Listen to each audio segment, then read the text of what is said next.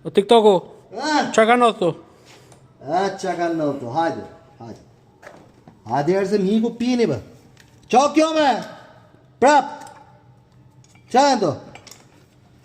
Qa e ndo? Qa e këta marë burë të mhiku të trunë më. Qa e këta për gjonë. Shive me, shive. Ne. Qa e këta? Shive qa e. A do i kontrollonin e herë këto rrypa më burë, qa puni shumë më burë, që na të nëzit më burë, në nëzit me këto. Ja.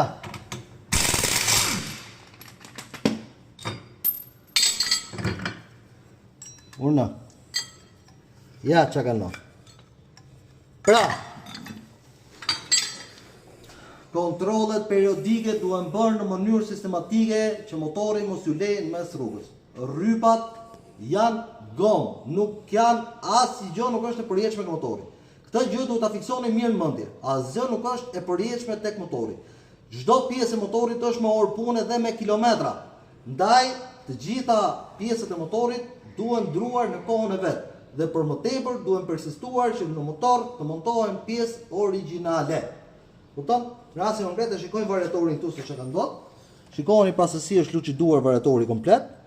Ja, ka ngrënë edhe pjesën e brendshme të vetën, ka ngrënë veten e vet. Variatori në të dy pjesët, edhe në pjesën e fllantës, edhe në pjesën përbërëse të tij.